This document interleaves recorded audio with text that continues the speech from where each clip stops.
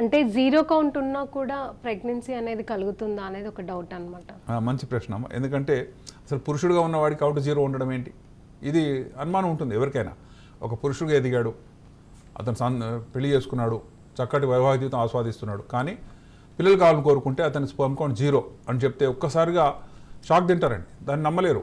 ఇదేంటి తప్పు రిపోర్ట్లు వచ్చినాయి, నాకు కూడా వీర్యం వస్తుంది, నాకు వాల్యూమ్ వస్తుంది అంటారు. కానీ ఆ వాల్యూమ్లో 99% ఓన్లీ సెమినిఫెరస్ జ్యూసెస్ ఉంటాయి, కానీ స్పర్మ్స్ 1% మాత్రమే అమ్మా. కాబట్టి స్పర్మ్ ఉన్నా లేకున్నా ఇజాక్యులేషన్ వాల్యూమ్ సేమ్ ఉంటుంది.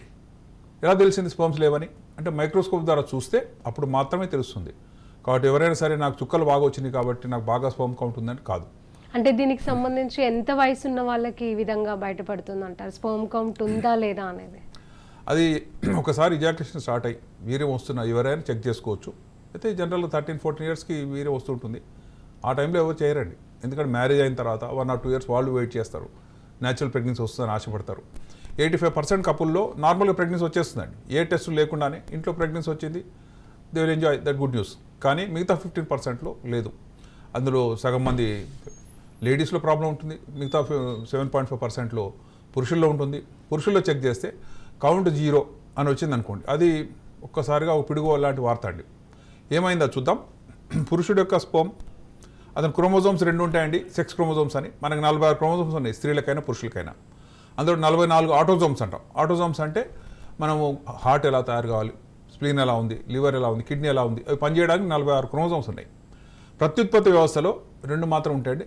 స్త్రీలలో 2 ఎక్స్ క్రోమోజోమ్లు ఉంటాయి, పురుషుల్లో ఒక ఎక్స్ ఒక వై ఉంటుంది. ఇప్పుడు నేను చూపించేది వై క్రోమోజోమ్. వై క్రోమోజోమ్ అనేది పురుషుని యొక్క ప్రత్యేకత.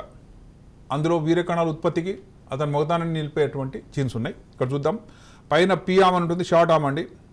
దీనిలో ఎక్కువ జీన్స్ ఉన్నాయి, మొత్తం టోటల్ చూస్తే ఒక 50 జీన్స్ మాత్రం ఉన్నాయండి. ఒక 200 సంవత్సరాల క్రితం చూస్తే పురుషుని యొక్క వై క్రోమోజోమ్లో 1500 జీన్స్ ఉండేవి. అవి మెల్లమెల్లగా తరుగుతూ ఇప్పటికి 50 జీన్స్ దగ్గర ఉన్నాయి. ఆ 50 జీన్స్ అతని యొక్క మగతాన్ని నిలబెడుతున్నాయి, స్పర్మ్ ఉత్పత్తిని కూడా శాసిస్తున్నాయి. ఇక్కడ చూద్దాం, గ్రీన్ బ్యాండ్స్ 3 అండి, ఇవి కణాల ఉత్పత్తికి సంబంధించిన genes. AZF A, B and C. A and B అనే పైన ఉన్న 2 చాలా కీలకం అండి. ఇవి కనుక లేకపోతే కణాల ఉత్పత్తి జరగదు, ఇక అతని వల్ల స్పర్మ్స్ రావు. సి లేకపోతే పర్లేదు, ఈ ఫస్ట్ ఉన్నవి కవర్ చేసుకుంటాయి. అందుకని ఇవి కౌంట్ జీరో ఉండగానే ఈ టెస్ట్ చేస్తున్నాం. దీన్ని వై క్రోమోజోమ్ టెస్టింగ్ అంటారు, లేక వై క్రోమోజోమ్ డిలీషన్స్ అంటారు. అంటే పురుషుడుగా ఉన్నప్పుడు కూడా అతనిలో కొన్ని జీన్స్ లేవు. ఆ డిలీట్ అయినవి ఇంపార్టెంటా కాదా అనేది ఇంపార్టెంట్. ఒకవేళ ఇంపార్టెంట్ జీన్స్ లేవు, జీన్స్ మనం ఇండ్యూస్ చేయలేమండి. ఎవరికి కూడా బయట జీన్స్ పంపించడం, లేని జీన్స్ని మనం ఇండ్యూస్ చేయడం కుదరదు. ఇక ఆ జీవితానికి అంతే. కానీ majority of occasions good news ఏంటంటే వాళ్ళలో కణాలు ఉంటాయి, జీన్స్ కూడా ఉంటాయి, కానీ బయటకు రావట్లేదు. అది చూద్దాం. ఇది టెస్ట్ స్థితి. కణాల ఉత్పత్తి ఇక్కడ జరుగుతుంది ఎపిడిడిమిస్ ద్వారా. ఈ గొట్టమైతే ఉందో 40 కిలోమీటర్లు ఉంటుందండి, అంటే చాలా పొడవు ఉంటుంది, కానీ 4 సెంటీమీటర్లు కుదింపబడ్డది. అన్ని మెలికలు తిరిగి ఉంటుంది.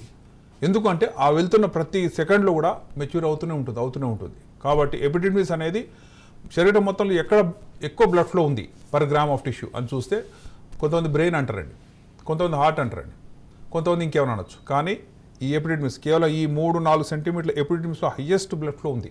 ఎందుకంటే ఒక మనం మానవ సంతతి అంతరించిపోకుండా ఉండడానికి అవసరమైనటువంటి ఫైనల్ స్టెప్స్ అని ఇక్కడ జరుగుతున్నాయి. కాబట్టి హయ్యెస్ట్ ఆక్సిజన్ లెవెల్స్ అక్కడ దొరుకుతాయి. అలా దొరికిన అక్కడి నుంచి వచ్చిన స్పర్మ్స్ రెడీ టు ఫర్టిలైజ్, అంటే ఎగ్ కనుక దొరికితే దాన్ని ఫర్టిలైజ్ చేయడానికి ఛాన్స్ ఉంటుంది. సో జనరల్గా ఫర్టిలిటీ అంటున్నారు, మరి సెల్ఫ్ ఫర్టిలిటీ అంటే ఏంటి? మంచి ప్రశ్న అమ్మ. ఫర్టిలిటీ అంటే ఏంటి అంటే ఏ టెస్ట్ లేకుండానే ఇంట్లో ప్రెగ్నెన్సీ వస్తే దాన్ని నార్మల్ ఫర్టిలిటీ అంటాం. మీరు చూసే ఐవీఎఫ్ సెంటర్స్, ఫర్టిలిటీ సెంటర్స్, లేకపోతే ఇన్ఫర్టిలిటీ సెంటర్స్, ఇలా మీరు అనేవి వింటుంటారు. అంటే వాళ్ళు సంతానోత్పత్తికి అవసరమైనటువంటి లోపాలు ఉంటే కవర్ చేస్తామని చెప్పి.